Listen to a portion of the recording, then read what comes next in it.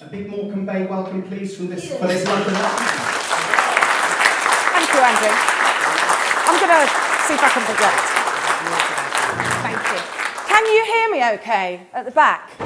Big gob, you see, advantage. Okay, on your feet first off. No sitting down. Look at the people next to you. Choose the one who is slightly better looking. You need one friend, slightly better looking. Okay, can I have your chair? So, when you've decided, some of you are looking thinking, I sat in the wrong place, I am being treated. One of them will be better looking, just pick that one. What I want you to do is turn to the person who is slightly more attractive and just greet them as if they are your long-lost lover who you haven't seen in 20 years. This is just, after 3, 1, 2, 3, go! Find someone, Melissa. Find a lover. Find Simon! It's you! Oh, Simon, how are you doing, man? So good to see you. How's life? It's great. Ever since I met you, it's been fabulous. Really? I'm glad to hear that because I was worried. Thank you. Thank you. Take a seat. Take a seat. Thank you.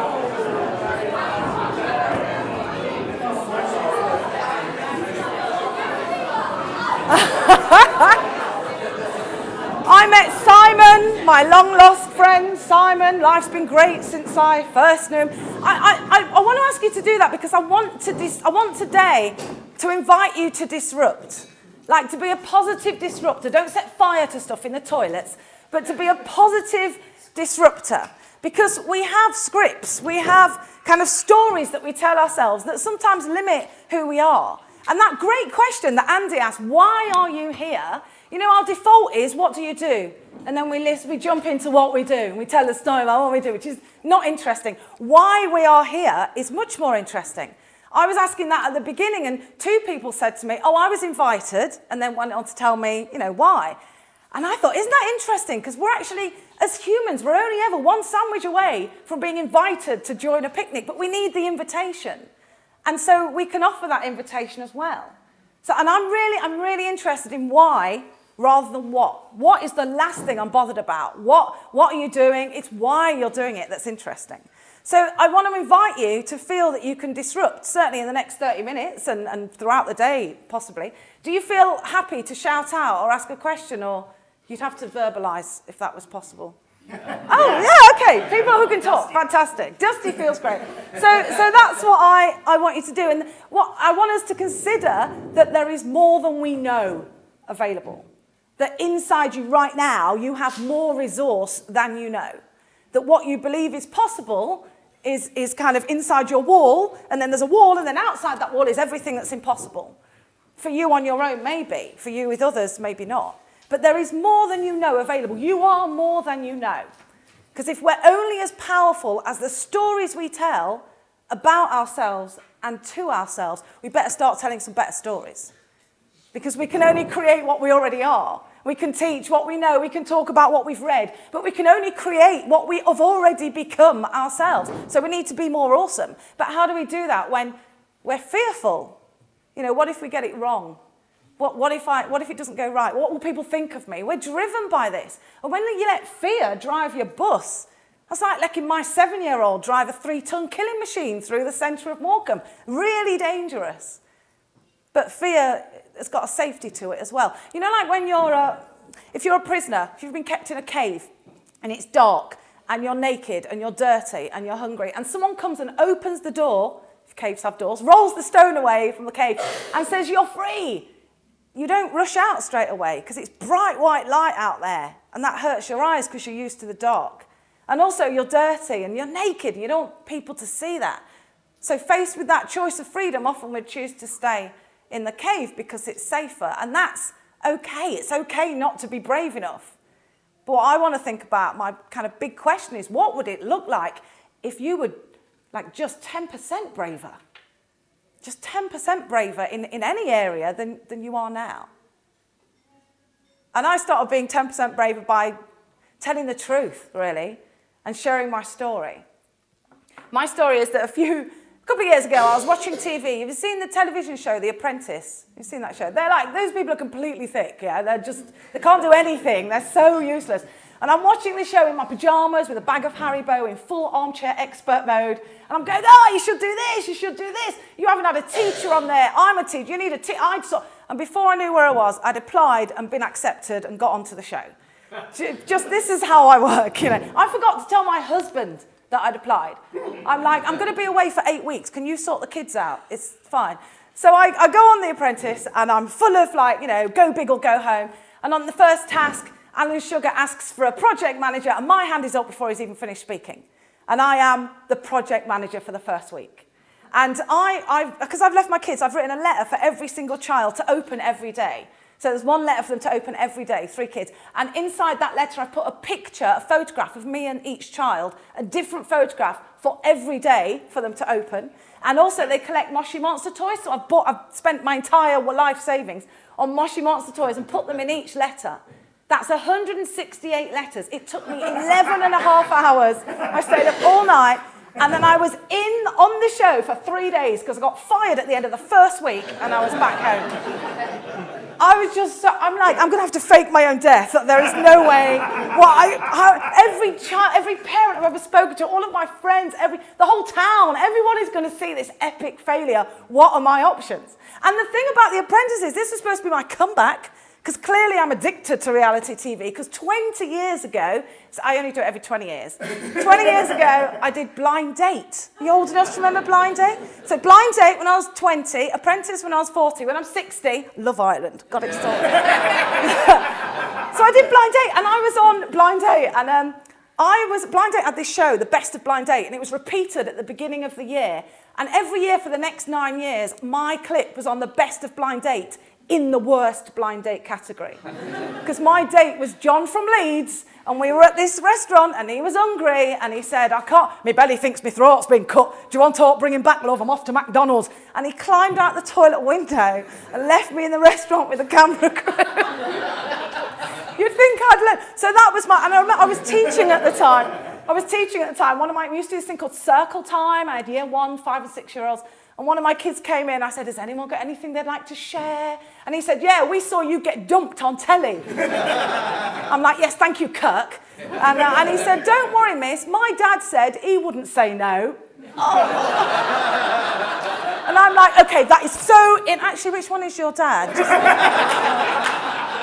So I had my blind date experience. I had 20 years to get over it, and then I'm like, I'm gonna go on The Apprentice. I'm gonna make a difference, because I had this great idea about literacy. I'm dissatisfied that children leave primary without the ability to read, write, and spell. Literacy saved my life. It got me out of mindset poverty, never mind physical poverty, but mindset poverty.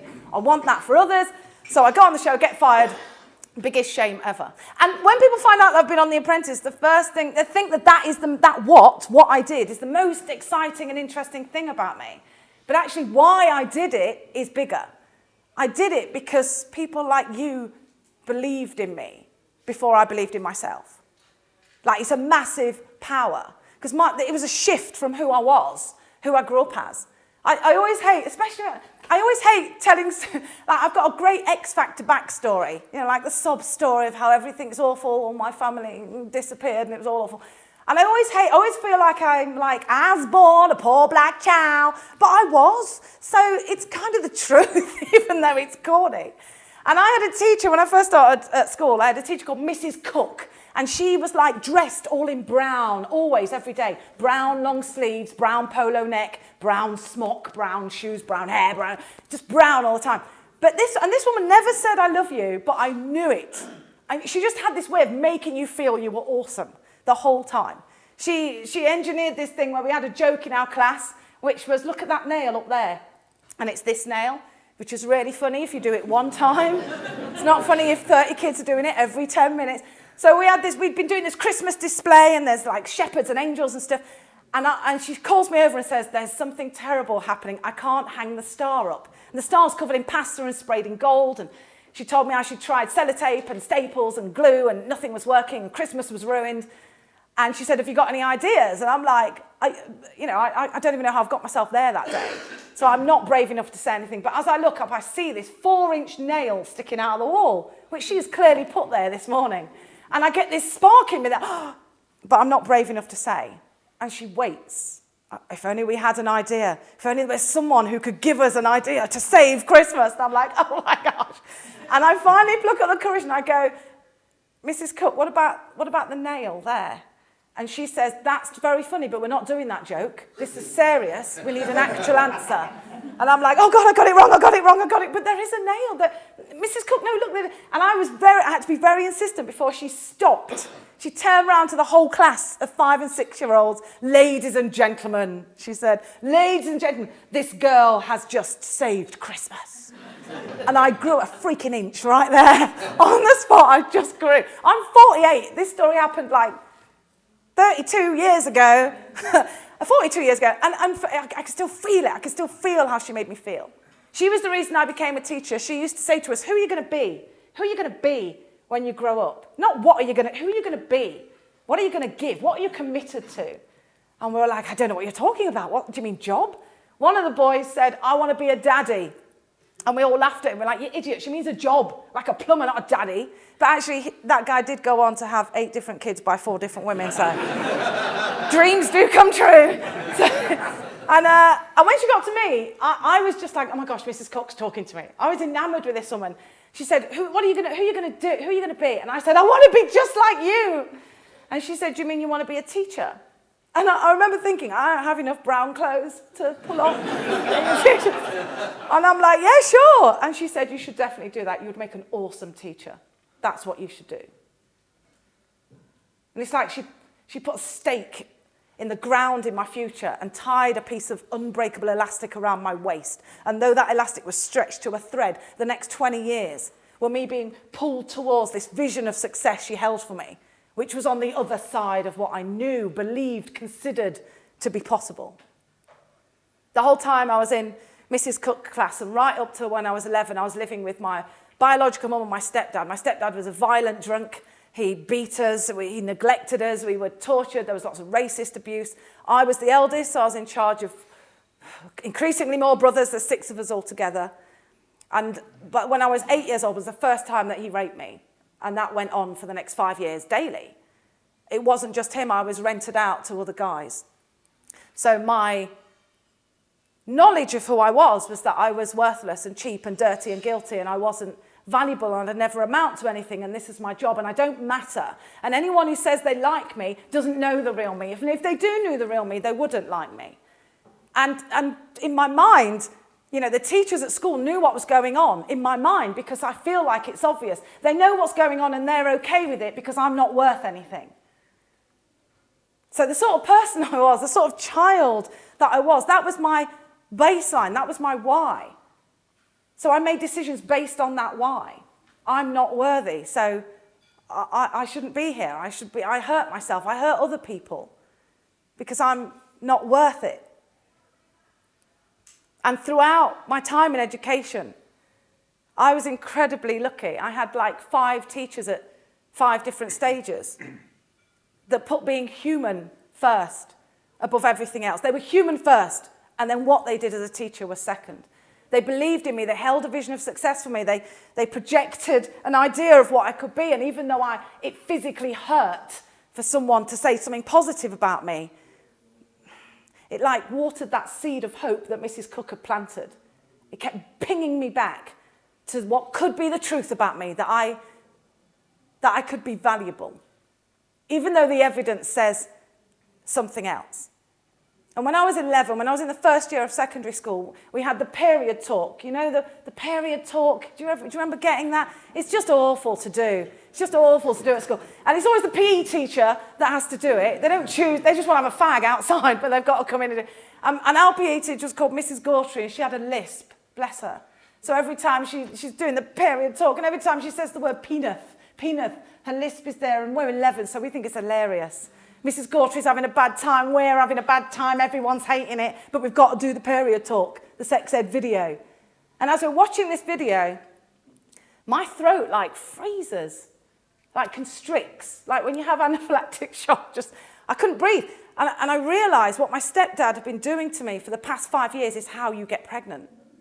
And I died. I just died.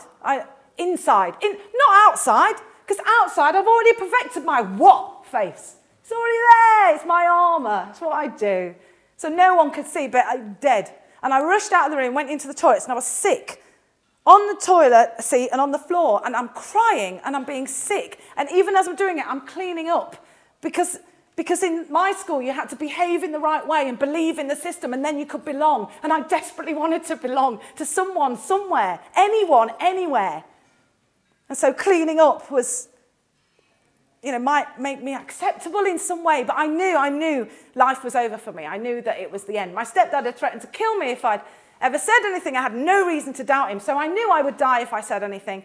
But also I knew that having to look after my brothers and hide a pregnancy from school where I would surely be in trouble for being pregnant because everything's my fault, right? It's better that I die. So I left. I ran away from home.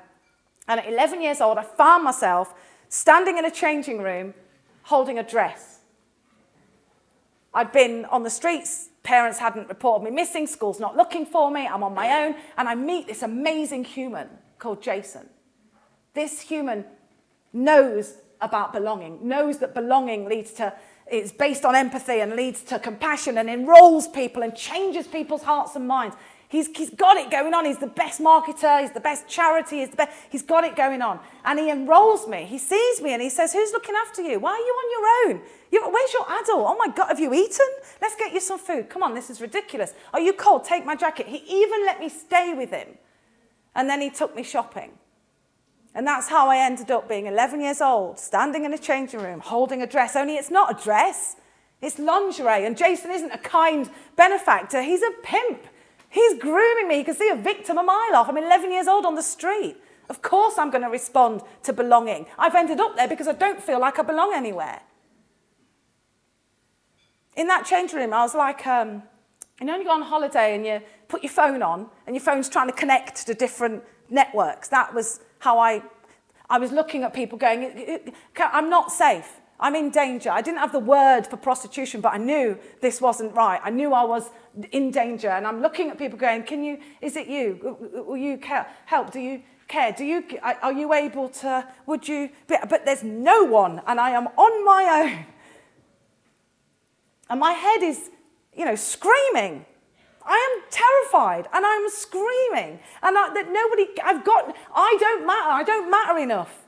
And in this noise, in this fuzz, in this tragedy, this trauma in my head, one clear thought comes to mind as I stand in that changing room holding that dress. And that thought is, there is no way that Mrs. Cook would wear this outfit. I mean, how mad is that? I haven't seen Mrs. Cook for 7 years. It's like my brain is scanning, trying to find an answer, and lands on this one person 7 years ago, this one adult who believed in me, who was positive, who saw behind the front. And it was enough. I dropped the dress, I ran out of the changing room, went over to a police station across the road, slammed my hands on the desk, and I said, I demand the right to remain silent. And the guy's like, okay. That was too many cop shows when I was there. I mean, I knew foster care wasn't going to be, bed of roses. I've been in and out of care all my life, but it didn't matter, because in that moment, I made a decision that would make Mrs. Cook proud. And that is the difference you make. Mrs. Cook's life is judged by data, by the grades we get, by the marks we get, by the GCSE and the SATs results. It's judged by how much you spend and what benefit you get. It's looked on as proof. We need evidence, and it leaves no room for faith. Because I didn't get the grades that could have showed what a great teacher she was in school. But I'm not dead, and I should be. I'm not a prostitute, and I should be. I'm not on a psych ward, and I should be. I'm not because of you, because of people like you, because people who put being human first. The power of someone believing in someone else is enormous. Now, I'm making this out. For anyone who's been through a trauma like this, I'm telling you the short story here. I'm making this out that it was awful and then it was happy. That's not the journey. It's not from here to here. It's kind of, it's that sort of journey. But what I'm trying to say is that the difference was empathy. It wasn't the teachers who made an impact, the adults who made an impact. It wasn't about being rescued. It wasn't being rescued. It was being valued. That was the difference. Being valued meant that there was the stuff there was more than I know. That's what I suddenly was able to tap into. In NHS Collaborate, I do sort of workshops with them, and one of the things we use is a bowl. It's a Japanese art form. It's a bowl that's broken and then fixed with gold leaf. It's called kintsugi. And what I love about that is like the bowl when it's whole is, it's beautiful. Once it's been broken and then repaired with gold leaf, the very scars are what makes it even more beautiful and valuable. And that's us. Our scars are our superpowers. But what do we do with our scars? Like I've got marks on my arm from where my parents would put cigarettes out on me. And for years I've covered up my arms because I'm carrying the shame from it's not my shame, I'm stealing the shame from people who hurt me, but I feel shame. Shame keeps you playing it small. Shame keeps you hidden. You can't grow from shame. You can't serve from shame. And we all have shame. My story might be different to yours, but actually this is the story of all of us feeling that we're not good enough. We can't affect change on our own. Good news, we're not on our own. You are in the same room as other people. There's a power in that. And so my question is always about what would happen if you were 10% braver? What would happen if you took a step to do something different? And the one thing that stops us from impacting others is the story we tell ourselves. The story we tell, and it's a silent story. And I don't know, this might just be women. When someone says, oh, I like your dress, and you go, oh, it's only Primark. You know that? Because it's like belittling the fact that you would care enough to spend money on clothes for yourself. But that's like an automatic reaction that we'll do. Someone will ask you, what do you do? Or what? And you start playing it down. Phil was doing it just now. I just ragged him about it, saying, you make yourself sound like a regular person, not an everyday hero. And Phil conceded he was a regular hero. I like that phrase. But it's interesting in that. So I want to try that out now. Are you happy to have a go at being? Let's do 2% braver first. Would you join me in being 2% braver? So you just made a critical mistake of agreeing when you don't know what you're agreeing to. That was sad. So Simon, you're going to be my volunteer. Thank you for doing that. Come and stand up. See, Simon already is celebrating the opportunity to be a volunteer. That's great. You can tell him. Look at him. He's over the moon. Look at him. Hey, Simon, how you doing? Hi. So, Simon, you're going to do this in a second. That's why you needed to identify an attractive person earlier on. I had my eye on Simon from the beginning. I thought, good beard, smart hair, he'll do. So, what we're going to do is I'm going to look at Simon and I'm going to notice and describe something mildly attractive about Simon's face. That's what I'm going to do. That's it. Simon, while I'm doing it, you've got to face me. So turn around and face me. You've got to maintain eye contact the whole time. You can't lose eye contact. And you've got to smile. Is that it? Yeah, great. That's good. Not too sharky. I like it. So you're going to smile the whole time, maintain eye contact. I'm going to notice and describe something. What Simon's job is, don't add any judgment. Just shut up and listen. And then at the end, you're going to leave a beat, and then you're going to say thank you. Easy enough? Yeah? Just stand this way a minute. Is anyone if you grow up in an abusive or dangerous place, you develop this skill to read body language and facial expression and micro-expression. Can we see what Simon is screaming right now with this body language? This is complete vulnerability. And yet you're still here. Kudos to you. Turn around. You will not be physically harmed. I mean, emotionally, yeah, but not physically. Okay, so I'm going to notice and describe something. Eye contact, smile. At the end, leave a beat. Thank you. Are you ready? I mean, there's loads of stuff. I'm not pausing because I can't find anything.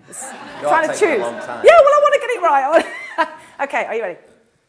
Simon, earlier on, when we were looking for someone to greet, and I saw you sort of standing on your own, I noticed you had a neutral expression, but your eyes are quite bright. And when you smile, you get the little crinkles around your eyes. It's a really kind of, welcoming and warming smile. I can only imagine that if you do that to someone who's feeling a bit under the weather, that they feel valued and drawn to you.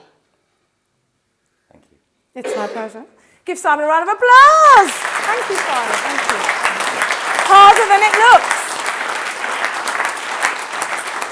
There's a reason I want you to have a go at this. There's a reason I'm saying find someone attractive. Because I know when I say that, the first thing you think about isn't about someone else, it's about you. We make it about ourselves. Find someone attractive. Oh, God, no one's going to be my partner. I'm ugly. So, all right, calm down. So what I want you to do in a second is stand up and face whoever you've identified as being socially acceptable in today's world. Notice something. One of you is going to notice something and describe it to the other person. The other person, shut up. Don't have this. Just shut up and listen. And then when they've finished, say thank you. And then both of you sit down. Easy enough? Who's feeling a bit nervous? Fantastic, that's great. You're going to be the first up. Look at you, you're terrified. Yes. Okay, on your feet, please. On your feet, find a partner. One way, just one way. One way. Find a partner from another table. I can't, I'm attached, so I can't coordinate. You two go together. You two go together. You got a partner? Partner? Awesome.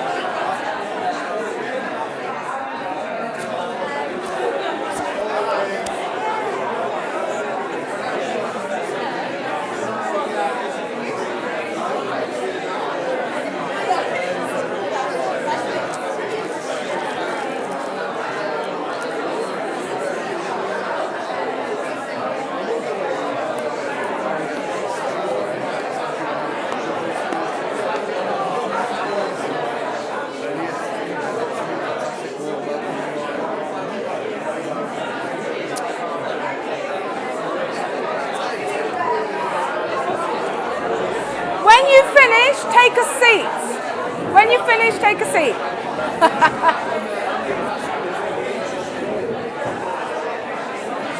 When you've finished, have a seat.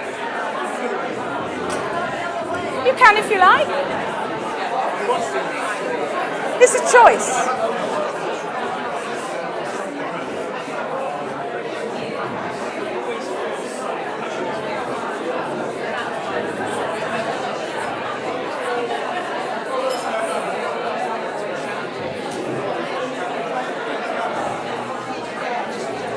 When you finish, take a seat, guys. Take a seat.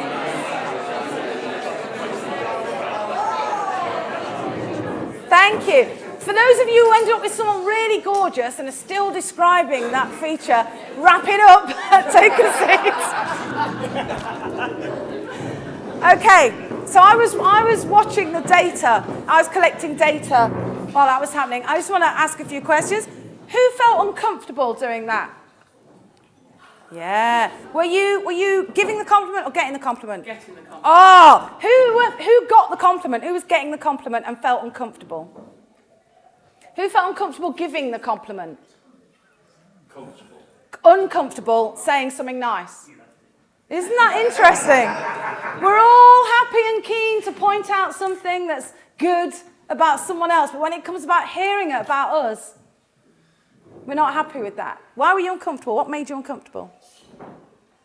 I'm always about what I can do rather than what I am. That's very much, I don't like the focus on me. I like to be seen for what I do rather than who I am. Because what you do is who you are. Your identity is in what you can do. I think so, yeah. Who can identify with Joe? That you're more comfortable doing stuff because actually that you're more valuable in a way. If you're doing something to help, that's a service and that's valuable and then that's valuable and that makes you valuable rather than you're just... It's like being a human doing rather than a human being. The human doing is what makes you valuable. The human being doesn't count for much. And I'm saying this because I know this story, I know this script that I tell myself, but I also know, people who seek to make a difference, people who seek to serve, civic innovators, you have to fill from your cup, from your saucer, not from your cup.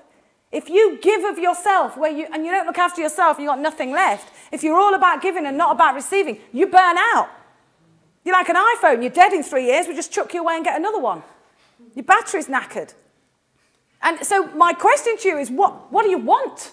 What do you really want?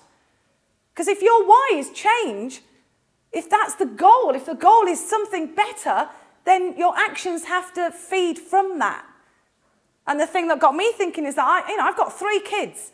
I talk, I travel the world. I like to see my husband now and again. He actually grew a beard once and I didn't notice.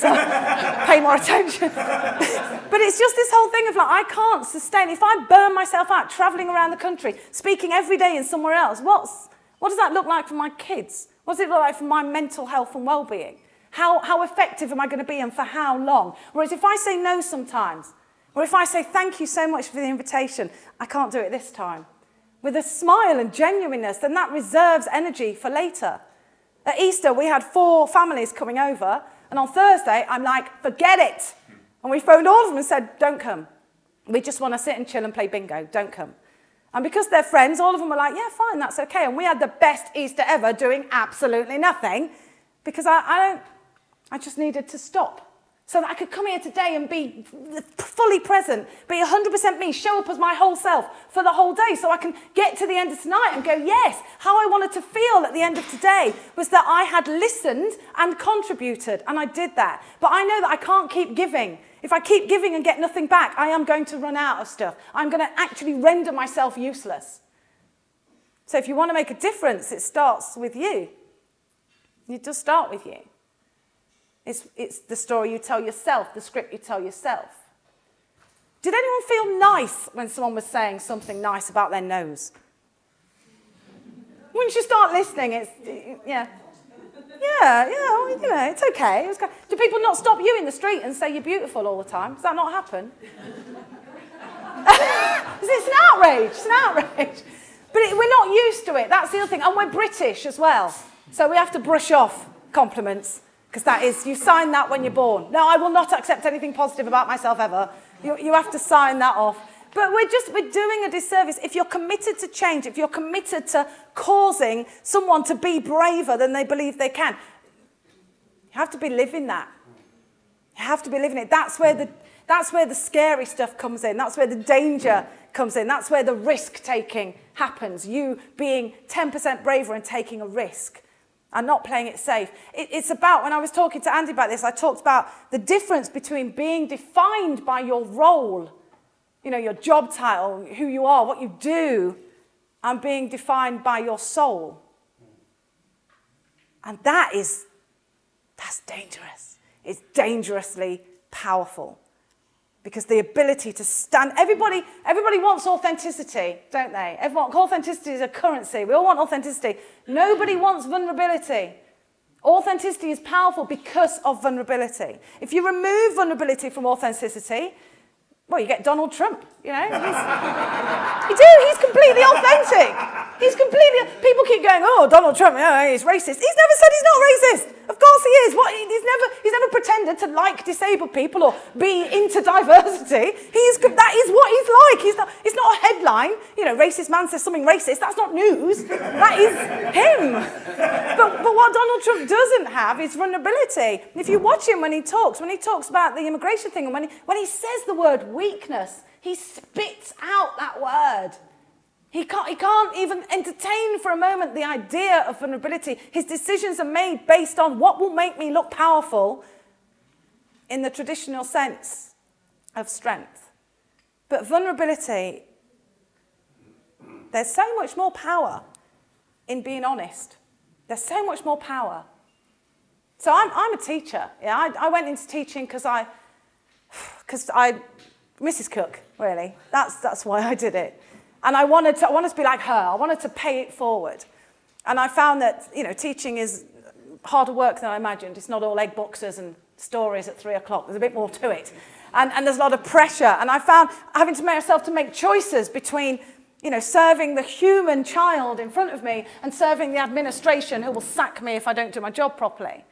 So I find myself torn between the two, and I have to make decisions based on, what do I do now? And then when you've got kids and a mortgage and you get paid depending on how many kids get how many grades, and you've got a child in front of you who hasn't eaten and isn't even ready for education, you've got another child who might just get a really good grade, you have to choose which one to invest in. That's like abusive. It's awful. It's awful anyway, but if you're someone who cares, it's soul destroying. So we have to have a very clear and present why. Why do we do what we do? And here's the interesting thing about this. If we're looking for proof, if we're looking for a goal, if we're looking for something to change immediately, so we can say, I did this and this happened, probably going to be disappointed. It's like you're number 72 in a relay race of 2,420. Number 72 doesn't get a medal. Number 72 often gets shouted at because they're not fast enough. Number 72 doesn't get a celebratory parade. But if number 72 just sits down and does nothing, Then number 73 has to step in and be 72. Only now it's not 2,400, it's 20,000 because number 72 wasn't there. So everything now takes longer. When my husband and I first moved in together, I came home from school one day, and I was a teacher, I wasn't at school. I came home from work one day, child bride, and everything in the front room was upside down, like chairs was upside down, tables, everything was all over. The marking that I'd been done was moved, which is a crime punishable by death and or divorce. Don't touch the marking. So everything had moved. And I'm like, oh my gosh, we've been burgled by like somebody with OCD. Well, I mean, what has happened? And I walk in and I'm just looking at everything that's moved. And my husband comes out of the kitchen and I'm like, Ed, mate, what's happened? And he comes out of the kitchen like he's just won the Olympic medal for something. And he goes, babe, I hoovered. And all I can see, he's done something great, he's hoovered, but all I can see is the mammoth amount of work that is now needed to put things back into a reasonable place. So he's having a celebration, he's having a little drink in the kitchen there, he's poured himself a glass of wine, having a little party. I'm like, oh my God, why, get him, oh my gosh, we can't have it. So I'm freaking out, but what I learned, because now we've got 3 kids, my husband lives with a hoover in one hand and a cloth in the other, that's kind of our life.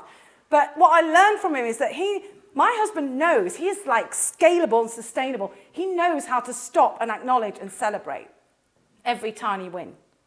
Like I go hell for leather at a job and I'm doing it and I'm saving everyone and I'm making it work and then I'm knackered at the end and I stop and go, right, what's next? Okay, we've got to come over here. And who's going to be the one who's going to collapse first? Who's the one who regularly has had to learn how to stop so I don't collapse? Ed can go forever, Mr. Ever Ready. I'm the one that burns out. Because I haven't learned that, what we try and do is we try and heal the problem in ourselves by sticking a sticking plaster on it. Suzanne Moore was talking about in that quote. We stick a plaster on and go, right, that's it, past solved, and then we try and help other people, bleeding from every artery. Whereas actually we need to heal, properly heal, connect, belong with people and heal. Then we can strengthen. Then we can ask questions and solve problems. Then we can celebrate and acknowledge how far we've come. Then we can serve. Serving before you put those things, serving before you've celebrated, huge mistake. My daughter came home the other day and said her math teacher went on a date the night before. And I'm like, I'm not being funny, but, GCSEs, why are you talking about his personal life? And she said, oh, he didn't say anything, but we knew. We just knew. And I'm like, oh my gosh. Because this guy, I've met him, he's not full of the joys of spring. But obviously yesterday he met a man/lady and he's in that day, hey guys, let's do quadratic equations. He's full of joy, he's all happy, he's all loving it because suddenly he's found love. And the thing is, I get that it's hard, life is hard, but we, in our own bubble, in our own tiny bubble, it's in our wall, inside our wall of what's possible, things are always going to look smaller.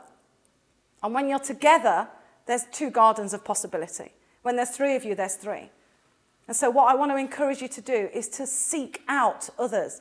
Belong. It's a basic human need to belong. Find a space where you belong. I feel like I belong. I feel like you're my tribe because we have questions. We might not have answers, but we've got a bag full of questions. And questions is where you start making the journey. But the most important thing, apart from taking care of you, is being a disruptor, being a positive disruptor. Asking the right questions, not playing it small because you don't want to look embarrassed or you don't want to get it wrong. That's what love looks like. Love is terrifying to do, but has the most amazing impact because you lay everything on the line. So I've got a present for you, for anyone who would like one. I'm going to put them on the tables during the break. It's a little badge that says, I'm a positive disruptor. And I either want you to take it and wear it and act like it, or take it and give it to someone else who is already doing that role. And they're slightly annoying, but boy, do they ask good questions. And I want to thank you. Because, my 5 teachers, Mrs. Cook, Mr. Williams, Mr. Simpson, Miss Archer, Mr. Redman, they were you. There were people, there's a book, we were talking about last night, there's a book in America called The Subtle Art of Giving a Shit. It's fantastic. I say the subtle art of giving a toss.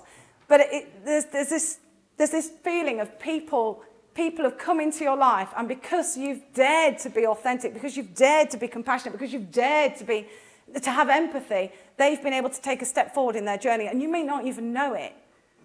which is why just being kind is a really sensible and pragmatic thing to do. You don't know what's going on in people's lives. Just be nice. But there are people who owe you stuff. There are people who their story is powerful because you're in it. They are talking, they are telling someone now about the impact that you've made. And what I'd encourage you to do is to own that and celebrate it, because that will drive you towards making more impact for the next person. I should not be here, and I am, because of people like you. So on behalf of everyone whose lives you've touched and whose lives you're going to go on to touch because you are dare to care, thank you. Thank you, thank you, thank you for caring enough to care in person. Thank you very much for listening.